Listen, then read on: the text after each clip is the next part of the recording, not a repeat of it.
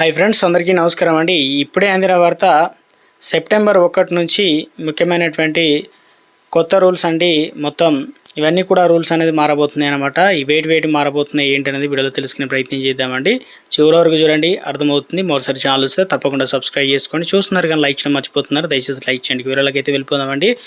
So ముఖ్యంగా చూసుకున్నట్లయితే కొన్ని రోజుల తర్వాత సెప్టెంబర్ నెల అనేది ప్రారంభం కానుంది. సో ఇప్పుడు ఆల్రెడీ ఆగస్టు ఎండింగ్కి అయితే రావడంతో సెప్టెంబర్ 1, 2025 నుండి దేశంలో చాలా నియమాలు అయితే, అదేవిధంగా బ్యాంకింగ్ కావచ్చు, ఏటీఎం నుంచి వరకు చాలా మారున్నాయన్నమాట. సో సెప్టెంబర్ 1 నుండి వివరాల్లో మార్పులు కనుక చూసుకున్నట్లయితే, ఒకటి ఎల్పిజి ధరల్లో మార్పులు అయితే ఉంటాయన్నమాట.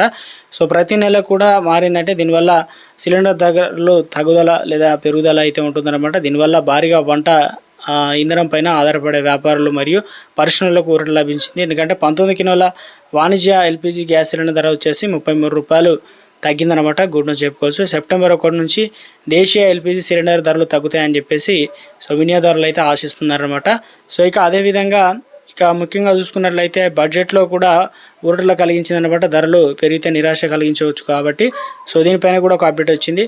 ఎస్బీఐ కొత్త నియమాలు అమలు చేయనుందనమాట. దేశంలో అతిపెద్ద బ్యాంకు, ప్రభుత్వ రంగ బ్యాంకు తన క్రెడిట్ కార్డుదారులకు కొత్త నియమాలు అమలు చేయనున్నట్టు ప్రకటించింది. సెప్టెంబర్ 1, 2025 నుంచి కొన్ని ప్రత్యేక కార్డులో పెద్ద మార్పులు అయితే ఉన్నాయన్నమాట.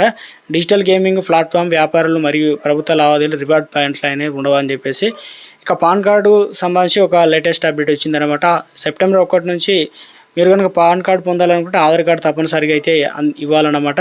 ఉంటేనే ఇస్తారు, లేదంటే పాన్ కార్డు మరియు ఆధార్ కార్డు లింక్ చేయడానికి చివరి తేదీ అనేది డిసెంబర్ 31, 2025 తేదీ వరకు అయితే ఇచ్చారు. హెచ్డిఎఫ్సి బ్యాంక్ కొత్త నియమాలు అయితే వచ్చాయి. సెప్టెంబర్ 1 నుంచి హెచ్డిఎఫ్సి సంబంధించి క్రెడిట్ కార్డుకు సంబంధించి నియమాల్లో మార్పులు అయితే వచ్చాయన్నమాట. హెచ్డిఎఫ్సి వినియోగదారులు మూడవ పక్షం చెల్లింపులు చేయడానికి 1% రుసుము అనేది చెల్లించాల్సి అయితే ఉంటుంది. ఇందులో వచ్చేసి యుటిలిటీ బిల్లులు, అదేవిధంగా చెల్లింపులకు.